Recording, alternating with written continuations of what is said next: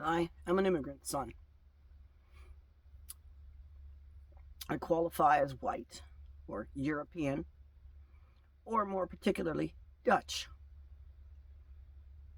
Which is why, by the way, it's better to say Squamish or Tsleil-Waututh. I think I got that right. If you can, or Sliamon, or the name of the nation, than to say First Nations, which is still better than to say Indian. And back to being white, I can honestly say that I was raised by racists. Ain't no doubt about it. Surrounded by them, hearing the noise, steeped in the culture. It was around me to such a degree that it will be within me for all of my days. But to say, therefore, that I agree with it, or that I think it was true or correct, or that I never questioned it, or that I always thought it was okay, or ever thought it was okay, that means you haven't gotten to know me well enough. There is a difference between hearing that noise in your head and validating it with your attention, feeding it with your action, or otherwise allowing it a home in your body. It comes up, the noise, and I will not give words to the noises. I will not repeat the phrases from history. I will not repeat the ideas that were planted there. And that's part of it. In this way, pardon my cookie container, in this way, I fight and battle hourly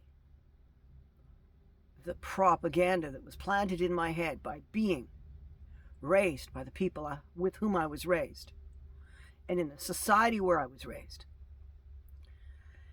And I can recognize when people of color say all white people are racist, because we don't even understand to the extent to which the ideas in our mind and the phrases in our vocabulary express racist concepts. Some of it just seems so natural and ordinary to us that it rolls off the tongue like it's not an ignorant, idiotic thing to say. And this, of course, requires constant emotional labor in terms of get over your immediate rush of feeling and your immediate shock and come back to this person and forgive them for what they just said, and then assume they don't know better, and then find a nice, diplomatic, polite, and kind way to tell them what they just said was nasty. And then, of course, you gotta have to tend to their hurt feelings, because it's gonna hurt their feelings to find out they said something nasty, and then they're gonna feel shame, and they're gonna feel, and oh my goodness, just let them say it. And you know how these things happen in everybody's lives. It's not just wrapped around, our subspecies of humanity, or our phenotype, or our appearance, or our clothing, or it's all over the place. This kind of thing happens. And so we know what emotional labor means, and we know what it is, but we just don't realize how often the person on the other side of our conversation is being asked to go through the process with yet another person.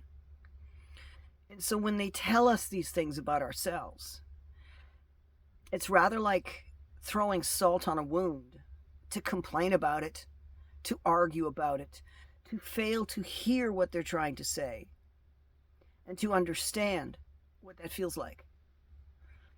I'm not complaining to take power back. And in fact, if dialogue between you and another person is a power play instead of a communication, you're doing it wrong.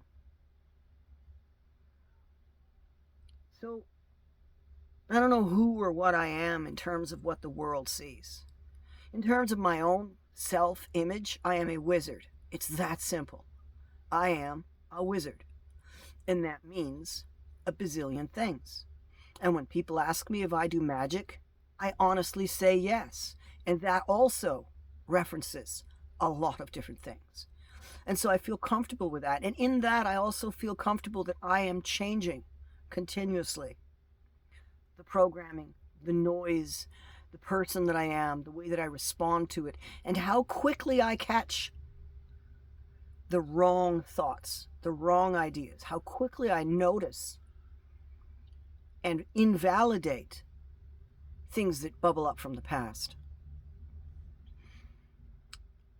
Sometimes I like to think of it as, sometimes it feels like I'm hearing another person's voice entirely.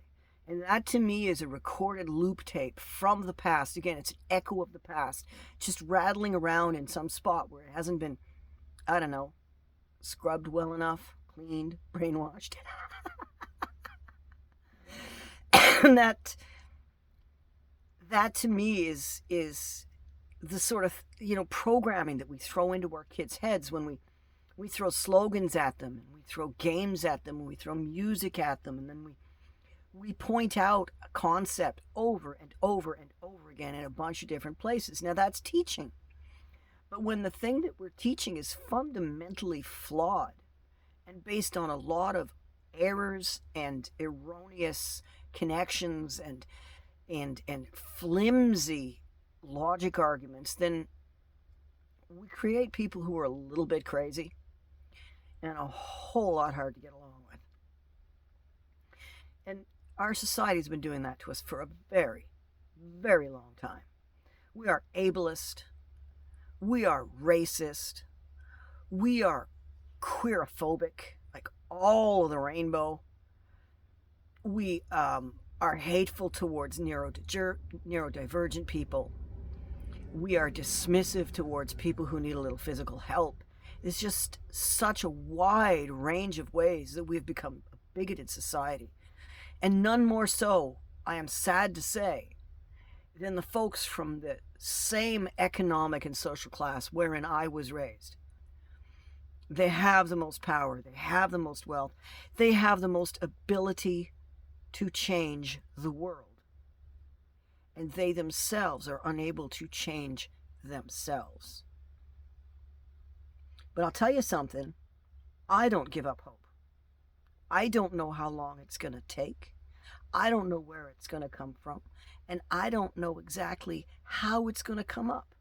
But I know without question in my heart that there's going to reach a point where the energetic folks of our society are going to stand up and do something effective to improve the situation back to where we're living as though we're as civilized as we're supposed to be, rather than savages surrounded by a civilized society.